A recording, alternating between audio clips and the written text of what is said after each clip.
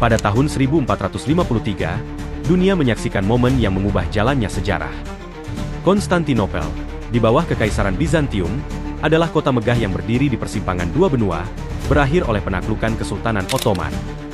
Peristiwa ini bukan sekadar runtuhnya sebuah kota, tetapi awal dari perubahan besar yang mengguncang dunia kala itu. Penaklukan Konstantinopel memutus jalur perdagangan Eropa yang selama berabad-abad menghubungkan timur dan barat.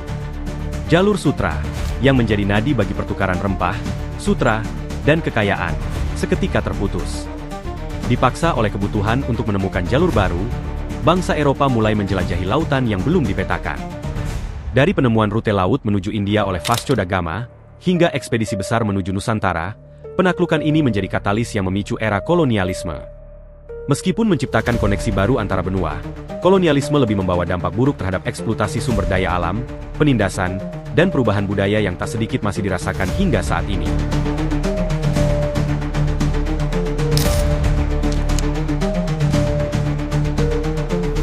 Laut Mediterania dan Lisabon yang awalnya merupakan jalur perdagangan Eropa kala itu, membuat Eropa mengalami kesulitan melakukan kegiatan perdagangan akibat embargo dan blokade yang dilakukan oleh Ottoman.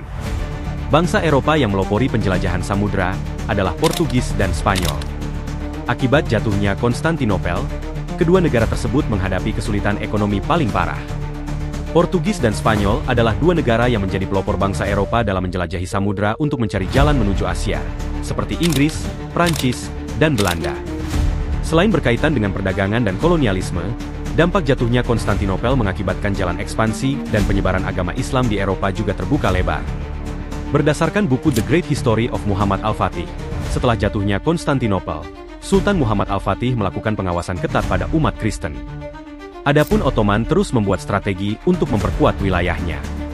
Beberapa negara Kristen yang berdekatan pun tidak punya pilihan lain selain tunduk. Ottoman dianggap sebagai ancaman bagi kekristenan dan Eropa. Jatuhnya Konstantinopel meninggalkan dampak psikologis yang menimbulkan rasa takut di Eropa akan ekspansi Islam, serta kekhawatiran kota-kota Kristen lainnya akan bernasib sama. Oleh sejarawan, jatuhnya Konstantinopel juga disebut sebagai awal yang menandai akhir abad pertengahan dan menuju abad modern atau era Renaissance di Eropa.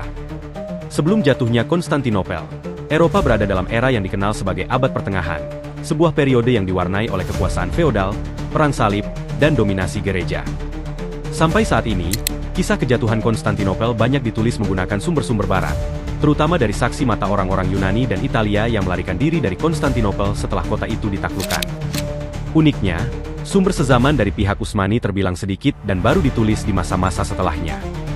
Hingga kini, kisah jatuhnya Konstantinopel menjadi salah satu kisah penaklukan paling fenomenal dalam sejarah. Jatuhnya Konstantinopel tidak hanya mengakhiri abad pertengahan, tetapi juga membuka jalan bagi dunia baru yang lebih kompleks dan saling terkait, di mana kekuasaan dan ideologi saling beradu untuk mendefinisikan masa depan.